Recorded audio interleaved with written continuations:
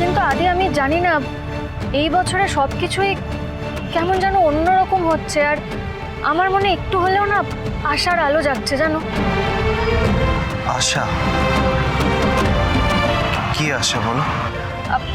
কিছু না আদি, ছাড়ো তো সব কথা। দেখেছো তো শুভ, তুমি কি এখনো আমাকে পর মনে করো? কোনোদিনও খুলে তুমি নিজের ফিলিংস আমায় বলো না, নিজের দুঃখ কষ্ট এগুলো কোনোদিনও আমার সঙ্গে শেয়ার করো না। তোমার মনের ভেতর কি চলছে? আর যদি স্ত্রীকে হারানোর কষ্ট, দুঃখ বা ইনফ্যাক্ট ওকে ফিরে পাওয়ার আশা, এটাও যদি আমরা একজন আরেকজনের সঙ্গে শেয়ার করতাম না, তাহলে দুজনের মনটাই হালকা হতো। আদি আমি আসলে কি বলো তো শুভ, তুমি ভাবো যে আমি স্ত্রীকে ভুলে গেছি, কিন্তু আমি কোনোদিনও তোমাকে বলে বোঝাতে পারি না যে স্ত্রীর স্বপ্ন দেখলে আমার মাঝরাতে ঘুম ভেঙে যায়। আমি ওকে ফেরত পাওয়ার জন্য আমি মরিয়া হয়ে চেষ্টা করছি, কিন্তু আমি না আদি, আমি জানি তুমি তুমি কোনোদিনও স্ত্রীকে ভুলতে পারবে না। আর আমি এটাও জানি যে আমার মতোই তুমিও স্ত্রীকে ফিরে পাওয়ার জন্য একেবারে আকুল হয়ে উঠেছো।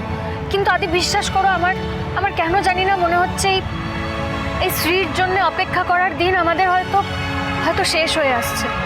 স্ত্রী আমাদের কাছে ফিরবে। তুমি কি করে বুঝলে? আমি জানি না দীপ, গত কয়েকদিন ধরে এমন সব ঘটনা ঘটছে, আর ভগবানও আমাকে এমন সব ইঙ্গিত দিচ্ছেন। মানে সেদিনকে ঠাকুর ঘরে আমি ওই এবার আমার মেয়েটাকে ফিরিয়ে দাও ঠাকুর।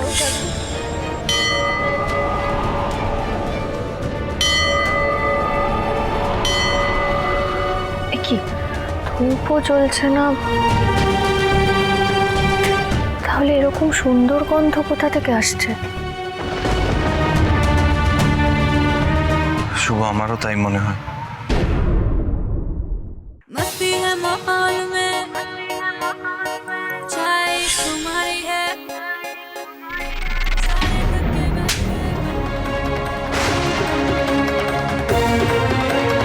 কলেজের মতো একটা জায়গা যেখানে মানুষ পড়াশোনা করতে আসে, সেখানে ঠিক কিভাবে আচরণ করতে হয় কোনো সহবত শিক্ষাই তোমার বাবা তোমাকে দিতে পারেনি।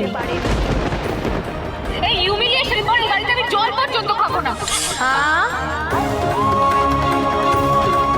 আপনি একবারই এসে হেল্প করলেন আমাকে, নিজের প্রবলেমটা আমি নিজে হ্যান্ডেল করতে পারতাম আমাকে।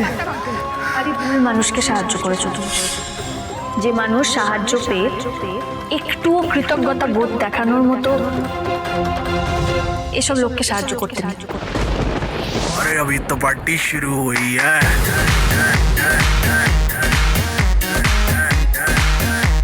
अरे अभी तो पार्टी शुरू हुई है।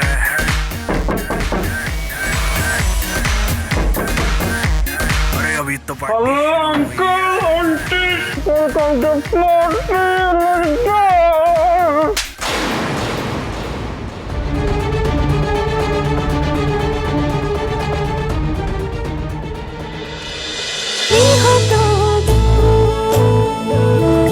গৃহপ্রবেশ সোম থেকে রবি রাত 10টায় স্টার জলসায় ও জিও হটস্টারে।